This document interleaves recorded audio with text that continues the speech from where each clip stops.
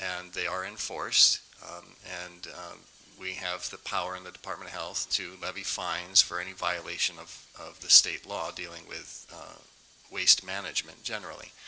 Another element of our authority is, in the State Department of Health, we are delegated the federal authority from the Clean Water Act. So the Environmental Protection Agency, the federal agency that protects the environment, delegates many of its programs to the state of Hawaii, where we are charged with protecting the water quality of the state, which includes any permits from storm drains or any pipe that goes from a wastewater treatment plant, for example, into the ocean, or any industrial release, which could affect navigable waters of the United States, requires a permit, which is managed and issued by the State Department of Health.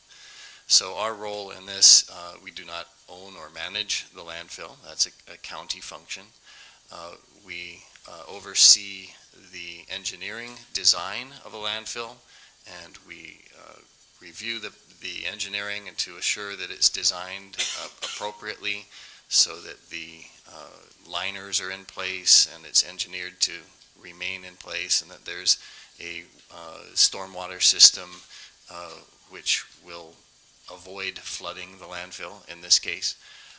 And we permit through the National Pollutant Discharge Elimination System any discharge of stormwater into the ocean. So my department was on the site inspecting the problems that were caused at the Waimanalo Gulch landfill due to the rains in December and in January, and the unfortunate flood that actually removed, eroded one of the landfill cells and floated out in the middle of the flood medical waste and other items into the coastline. So I can address a little bit of what happened. I was on site personally for days after the flood. I've taken a whole bunch of pictures. I've been working with the city and with the EPA. What we did was immediately after the flood come on and work with the city. We called the Environmental Protection Agency. They came to help as well with some of their emergency response people, working with the landfill operator, waste management, providing the guidance and oversight, and ultimately putting a legal document in place to assure that the landfill was restored to functionality and could open up safely again. So that's the role that we played, as well as working with the city to post the beaches, working with the waste management to assure that there was beach cleanup activity going on every day, working with the Environmental Protection Agency on the legal side to assure that the documents were in place to require the necessary activity on the landfill to deal with the emergency, put it back into operation so that it could handle the waste that we all generate. So I don't know how much detail you want to go into the specifics, but maybe that gives a little background, and I'd be happy to answer any questions that the community has. Excellent. Let's go to Manny, if you don't mind. I think that when we open up for Q&A, we've covered the state side. Can we cover the city side? Okay, we have a short presentation here to show you what happened during that time. So our acting division chief for Refuge Division, Wilma Namunart, is here to do the presentation. Okay, again, I'm from the Department of Environmental Services from the Refuse Division, and I'm here to speak a little bit about what happened at Waimanalo Gulch. As you well know, there were some unprecedented storms on September 19th, December 19th, December 28th, and January 13th. During that time, and since the beginning when we got our permit to do the expansion for the landfill, the contractor has been in construction of an off-site drainage diversion system.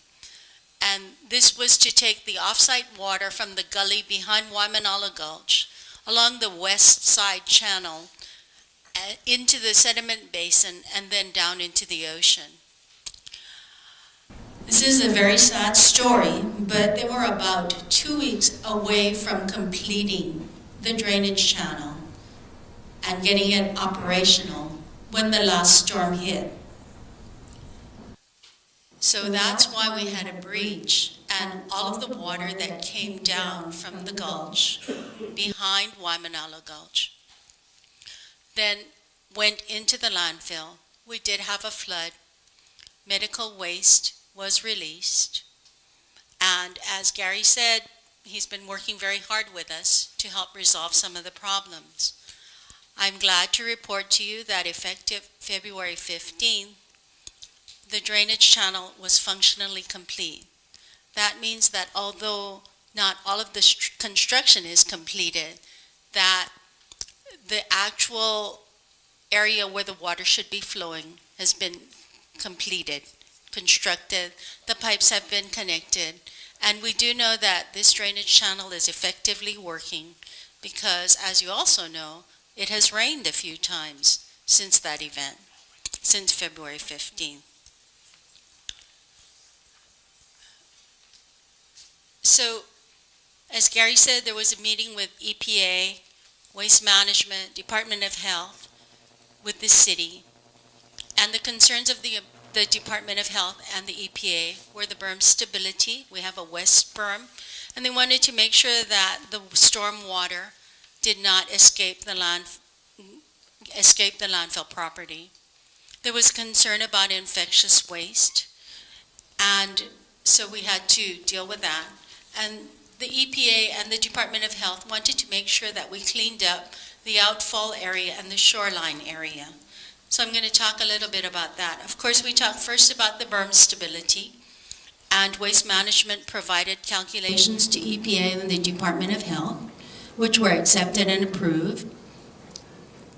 As far as the medical waste goes, I know that no matter what happens, sharps are still sharp and they can puncture and give you wounds.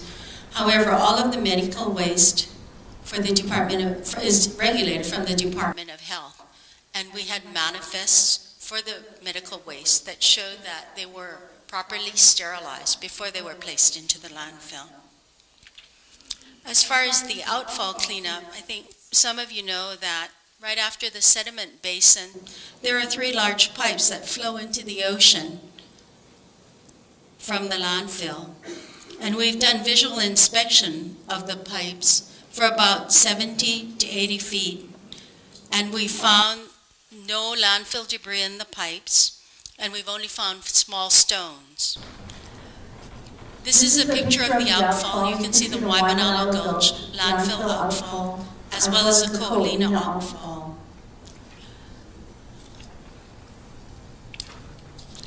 Along the near the outfall, there were signs posted. We were directed by the Department of Health, the Clean Water Branch, to post signs 200 feet up current and 200 feet down current of the outfall.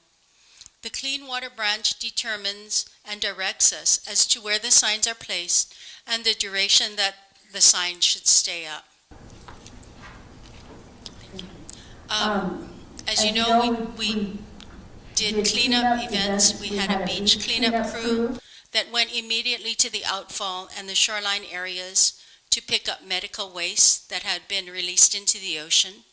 Waste Management had a hotline that was set up to report any medical waste findings. The last time that we received information from the hotline was April 15th. When we asked for the medical waste, we asked to go and collect it. They were unable to produce the medical waste, so we're not sure what happened to it. During the time of this event, the city's Environmental Services Oceanographic team went out in boats to look for medical waste in the surface zone and along the shoreline areas. The lifeguards also looked along the beaches and collected any medical waste they could find. The city's Department of Parks and Recreation used their scarifier, which is a sand sifter, to clean up the beach, along with 18 to 21 prisoners. And there were some questions that were asked from Councilmember Berg, and I needed to respond to those to say